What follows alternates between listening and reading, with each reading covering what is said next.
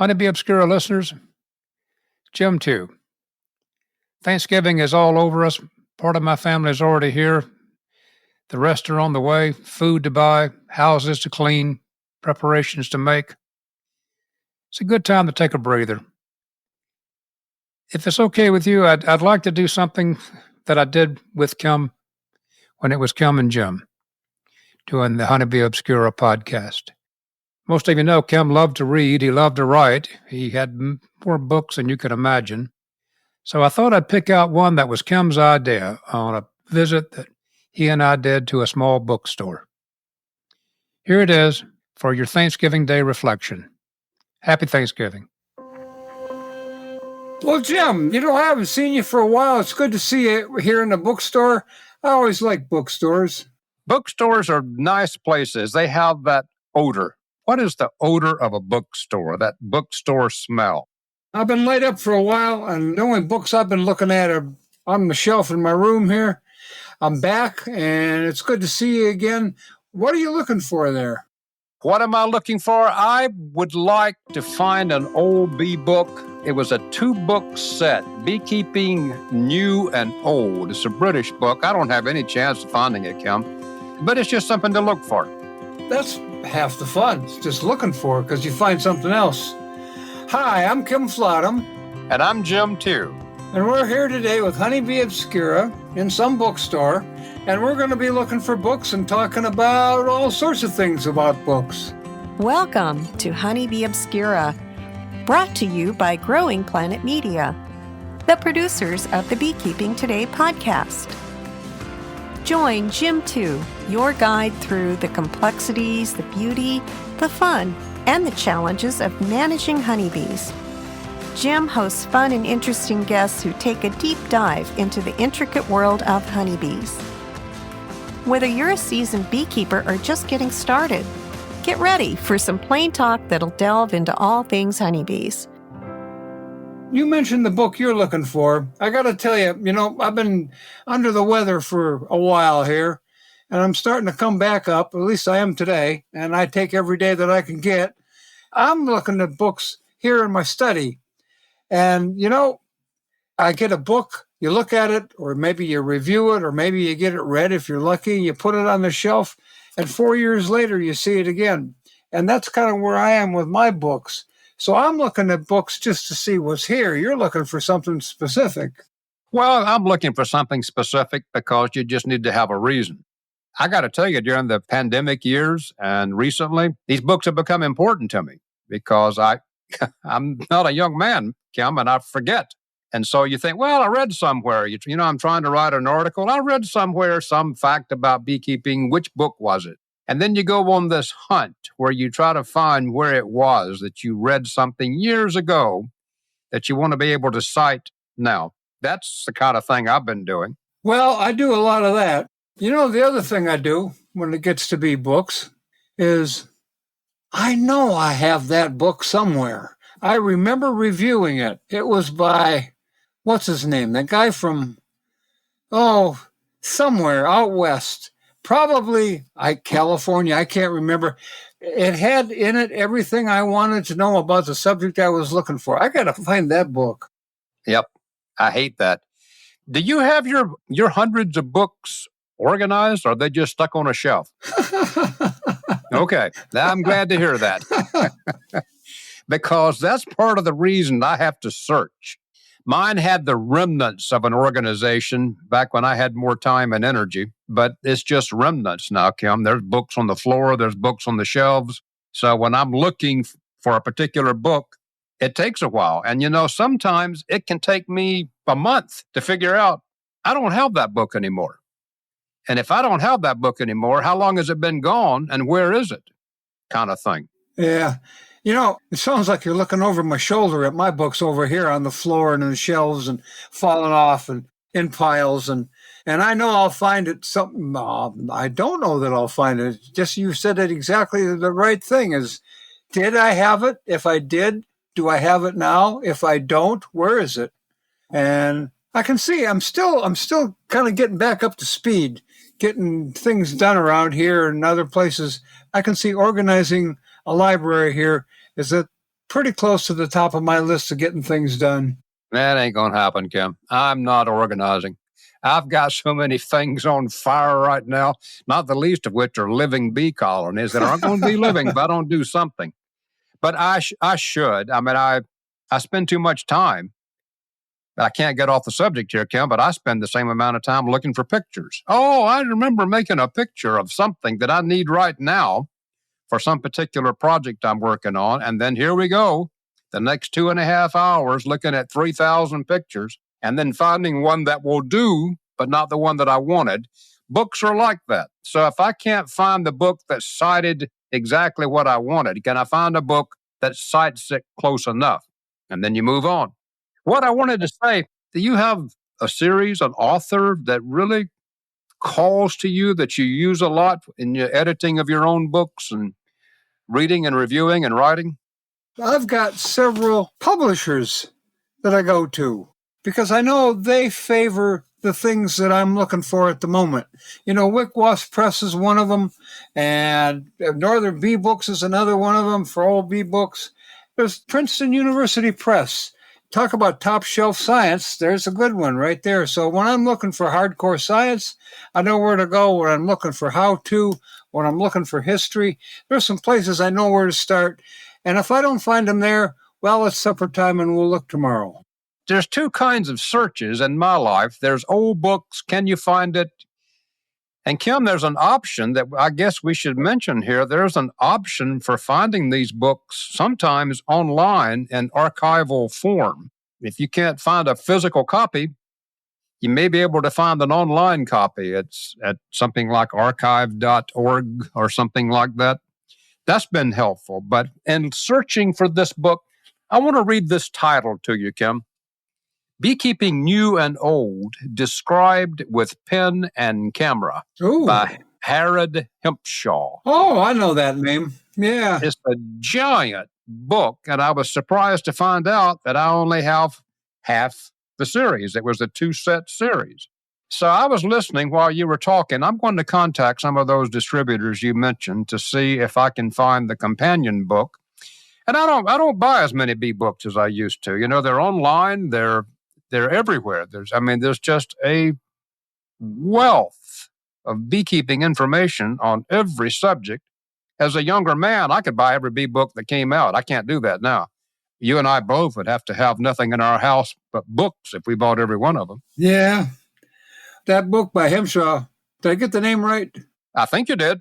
We'll probably have somebody correct both of us, but I think you did. You mentioned that book, that it's a 2-part book, and you got one part.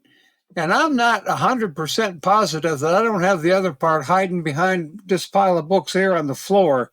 So I tell you what, I'm going to go look for that today. And next time we get together, maybe between the two of us, we'll have the whole book. What do you think? Well, are you teasing me, or is this a real promise, Kim? It sounds like you're not going to look for that book, but thanks for saying you are. Okay. Well, I like that. I've used that book a lot for reference. They had, I'm not selling the book, but when you're doing specific things for maybe an eccentric article you're writing on maybe tanging bees, it's not always easy to find information. And that big book had information on tanging bees, and making skeps. This is just not traditional things that I'm looking for. Yep. You said you look for publishers. I tend to go more for authors that have written in genres that I like. Anything Eva Crane wrote, Honey, A Comprehensive Survey, The World History of Beekeeping and Honey Hunting. I mean, she just wrote tomes on those things. So I usually have a good shot of finding something there. I don't want to mention an author. There's authors everywhere. I don't have a favorite author. So by mentioning a name like Dr. Crane, I don't mean to put them above all the other authors who've made contributions. But those kind of books are really helpful. They review me. They make me come up with questions that stimulate me, and they kind of reinvigorate me in beekeeping. Boy, I tell you, I couldn't have summed that up better. And between you and me and the people listening here today, I hope That's what they should be doing. Take a look at those books on your shelf. If you don't have any on your shelf or not enough, there's always the internet. Take a look at what's out there. There's more than you can imagine. Kim, while we're imagining, let's take a break and hear from our sponsor.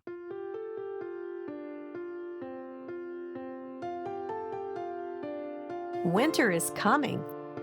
Prepare your bees for the cold months with Better Bees insulating hive wraps, outer covers, mouse guards, hive straps, and more. Visit betterbee.com/winter prep for tips and tricks to help your hive withstand the harsh weather. One of the places, Kim, that I get information that I'm embarrassed to admit is old, but it's solid, basic information. It's not even a book. It's old USDA pamphlets. Oh, yeah. There's old pamphlets on transferring bees. There's old pamphlets on wintering bees in cellars. I mean, I go back because that was ground zero. That was the first information that was published. And all of those pamphlets are archived on the web. So it's not always books, Kim. Sometimes it's information more in pamphlet form. That USDA collection is invaluable, without a doubt, invaluable. And I'll tell you why very quickly. It's before it got into the collection, 50 people looked at it to make sure everything in it was right, at least currently up to date when it was published. Those things were highly edited, and they were as correct as they could have been. Yep. And they were usually very general articles. So I've enjoyed using those things. In my academic life, people like Snodgrass. I mean, how did that guy ever get anything else done other than write those books on honeybee anatomy or insect anatomy, insect physiology? I use him a lot, but he had his own style. Every little minuscule part of a bee, every little bump, every little hair had a name, and then he abbreviated the name. So you couldn't just look at the diagram.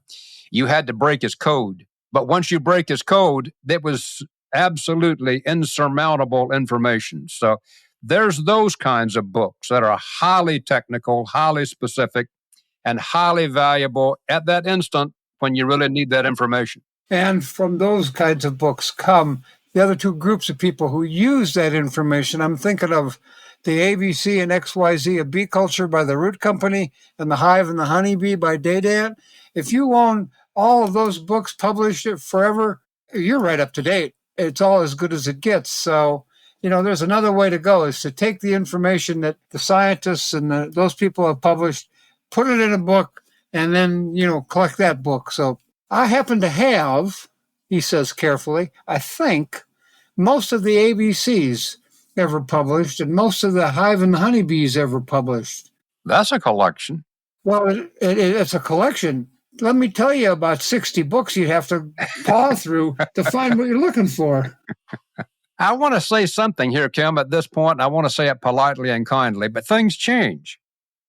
So when you're reading those old books, you need to know that sometimes the information that is contained there is no longer considered accurate or appropriate.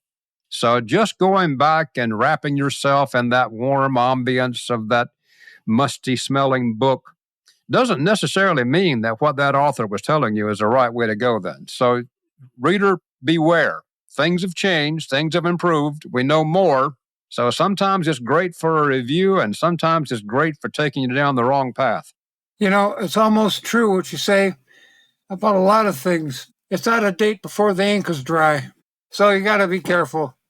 Anyway, I'm going to spend some time looking at books for a while. And I guess you are too, looking for the one you're missing. You didn't mean to open this can of worms, but somebody borrowed my ABC and XYZ of beekeeping. That was my original bee book. I don't have it anymore. If I knew where it was, I'd ask for it back. But I'd like to pursue looking for that book too, just strictly 100% for sentimental reasons. Can I make you a deal? If I got it, we'll talk. Oh, okay. Well, I guess you're going to want to talk money too. So this is going to be a complicated deal. Yeah, I won't bore the listeners with the specifics of the book, but I would like to replace that. As a young man, Kim, 50 years ago, you bought 3 bee books, basically. You bought The Hive and the Honeybee, you bought ABC, and there was another book by Eckert and Shaw called Beekeeping that was primarily on the West Coast. It was kind of West Coast beekeeping. And that was it. Other than some USDA pamphlets, that was your library. You were of age. You were bibliographically prepared. And look at the number of spectacular books, vivid color pictures. What great resources are available today to people just starting to buy their bee books. And then you go to a meeting and find out that what you thought was right is now out of date, and you better learn something else. Oh, you had to tack that on. You had to tack that on. We talk about bees all the time, Kim. We talk about bees and anything related to bees on this podcast, but we need to say where we get our information is books. I mean, it's even though I use the web just like everybody else listening, we need to use it every day. We're still going to the web to get what? Books, information. So the web has changed things, but the web hasn't changed everything. I couldn't have said it better, and I think we should be about done here, aren't we? I could talk about books for about 20 more hours, but that's not going to work, is it? Yeah, okay. All right. Kim, I'm glad you're back, buddy. I know you're still not back at full power, but I'll look forward to working with you again. Okay, I'll catch you next time. Thanks. All the best. Bye-bye.